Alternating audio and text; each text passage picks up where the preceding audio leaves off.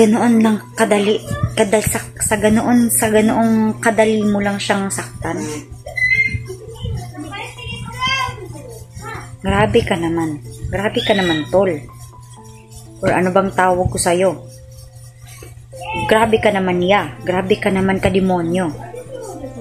Tao ka lang naman siguro, di ba, na maka-feel ng sakit. Katulad ng ginawa mo kay EJ na pag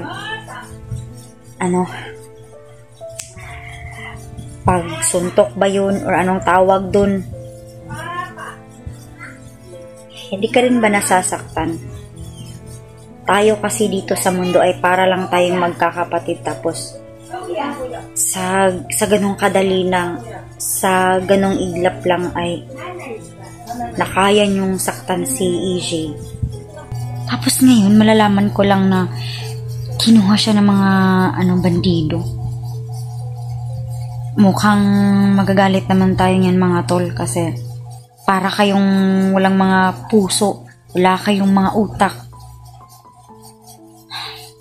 Ang laman na lang ng inyong mga isipan ay puro na lang kasakiman. Wala na bang natitirang pagmamahal dyan sa mga puso nyo, at napakadali na lang sa inyo yung manakit ng tao na wala namang kasalanan. So ayan, magandang gabi po sa ating lahat mga kamarites. Kanina po, kaninang mga alas 5:30 ay mga 5:30 PM pumunta ako sa palengke kanina, kami ni Kuya Bad's Adventure. Tapos pinagupitan ko ng buhok itong si Juno. So ayun, habang andun ako, may nag-chat sa akin ba, may nag-PM sa akin na si EJ daw nahuli. So hindi na muna tayo naniwala. Yun, pagkarating ko sa bahay, ang dami na talagang nag-message, nagko-comment sa akin na yun si EJ, tapos may paiyak-iyak emoji. So ayun, pagkatingin ko sa kanyang channel, ayun, totoo nga na nabihag si EJ. So isa na namang malaking problema yung kinakaharap ng Team Pogi ngayon mga kamarites. Tapos bago ako gumawa ng video na ito mga kamarites ay pinanood ko muna yung video sa channel ni EJ. Yun, sobra talaga akong naawa kasi tinakpan nila ng pula ba yun or orange na yun, eco bag ba yun? May takip, yun? But kayong mga bandido kayo, bakit nyo naman nagawang saktan si EJ? Wala naman siyang kasalanan sa inyo. Mukhang hindi na talaga makatao ang mga ginagawa nila kay EJ. So ngayon mga kamarites, hindi tayo makakain. Hindi na naman tayo ngayon makakatulog nito. Kasi nga ang napakalaki ng problema na naman natin ngayon. Kasi paano nga naman, napamahal na po sa amin dito si EJ. Mabait na tao yan si EJ. Tapos marespeto.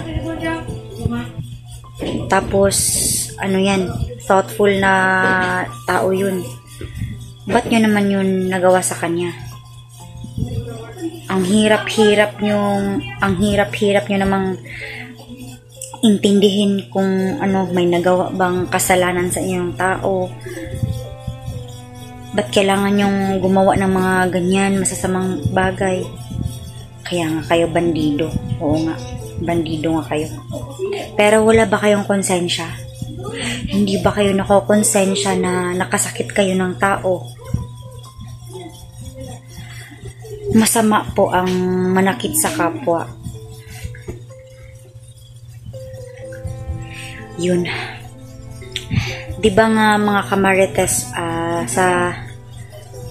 sa latest post ko or sa latest video ko noong nakaraang gabi ay nagkasama pa kami doon sa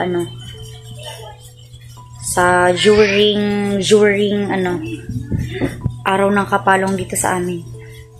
Kung kita nyo naman sa latest upload ko na yun, sobrang sayaw ni EJ, sobrang tuwa niya, nakisabay siya sa tugtugin, nakikiparty habang may nagpe-perform sa stage.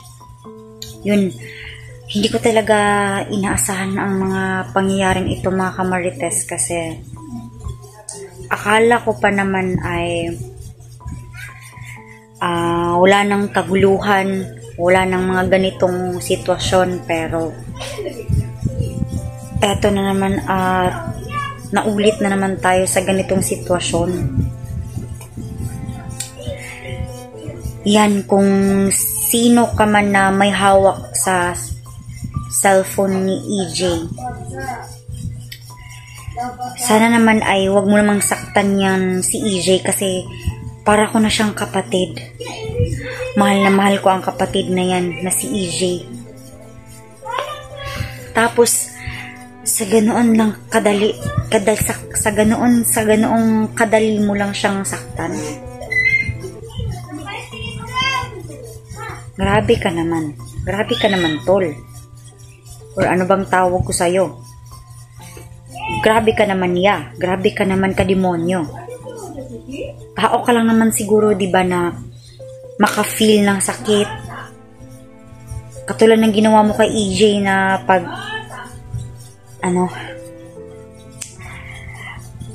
suntok ba yun or anong tawag dun? Hindi ka rin ba nasasaktan? Tayo kasi dito sa mundo ay para lang tayong magkakapatid, tapos sa ganong kadali lang, sa ganong iglap lang ay nakaya nyong saktan si EJ. Wala ba kayong konsensya?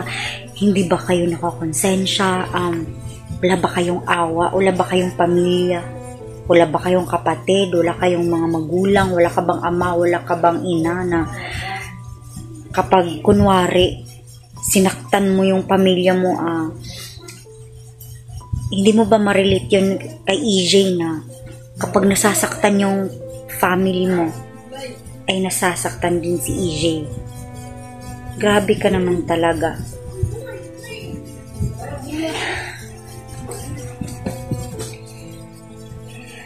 So, eto na naman tayo ngayon.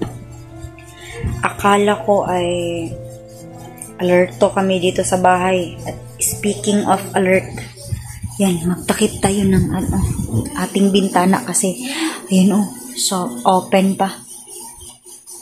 Open pa yung bintana ko dito.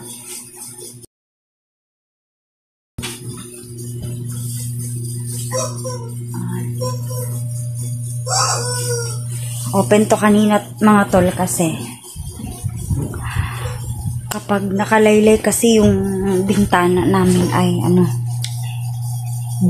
maglalambiting dyan si Juno, baka mahulog.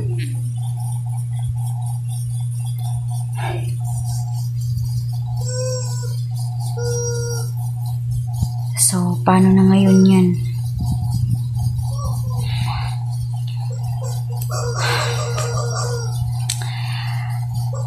Si EJ, nakasama ko pa siya nung isang gabi. Naalala ko pa nga nung inulan kami dun sa banda. Sobrang excited ni EJ that night, at pumunta siya dito sa bahay ko. Tapos sinabi niya, te, bilisan mo kasi magsisimula na po yung bandang QC. Kasi nga yung QC mga kamarites ay naimbitahan dito sa aming probinsya, kaya yun. So sa pagkakaalam ni EJ na may bandang QC na naimbitahan sa aming municipal mayor dito, so ayun, sobrang excited niya that night mga kamarites, at yun, bihis na bihis siya that time. Tapos Gusto niya daw na kumain kami doon, mag-inuman ng kahit konti, ganun. Tapos nga,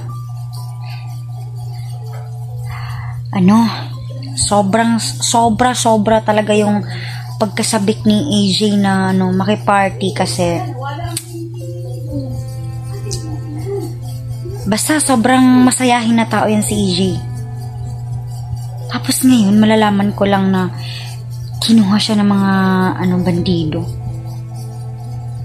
Mukhang magagalit naman tayo niyan mga tol kasi para kayong walang mga puso, wala kayong mga utak. Ang laman na lang ng inyong mga isipan ay puro na lang kasakiman. Wala na bang natitirang pagmamahal dyan sa mga puso nyo at napakadali na lang sa inyo yung manakit ng tao na wala namang kasalanan. So yung punto ko dito is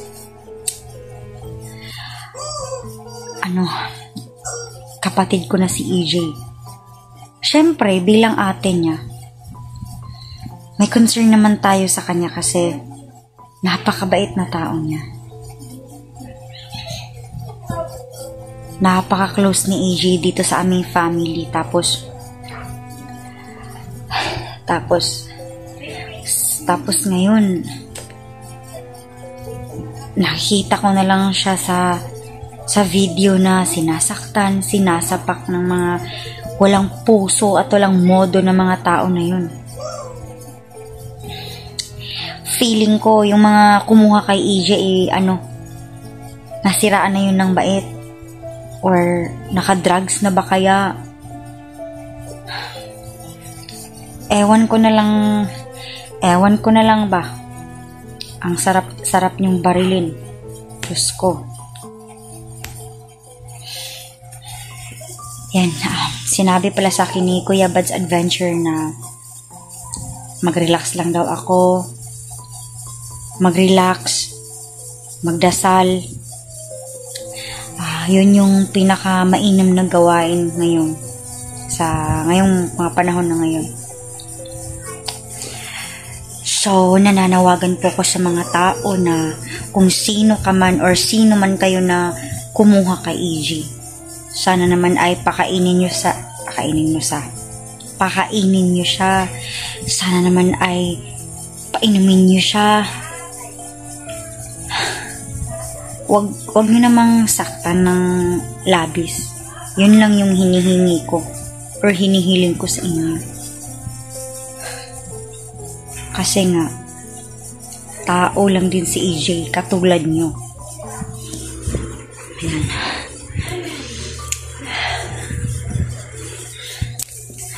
So yan mga tol, mga kamarites, i-update ko na lang kayo ulit mamaya at kakausapin ko si Kuya Bad's Adventure kung ano yung mga posible na mga plano, kung ano yung maaaring solusyon sa problemang ito. So stay tuned mga kamarites at kakausapin ko mamaya si Kuya Bad's Adventure. So hanggang dito na lang muna mga kamarites at ako muna ay magdadasal para sa kaligtasan ni EJ Adventure. And humihingi po ako sa inyo ng dasal mga kamarites na sana ay ligtas siya ngayon. Yan. So sa mga hindi pa subscribe sa channel ko mga kamarites ay sana ay mag-like, share, and subscribe na po kayo mga kamarites. Yun lamang po mga kamarites at sa muli ay magandang gabi po sa ating lahat. Yan, babalikan ko kayo ulit maya mga kamarites para sa update namin dito sa bahay.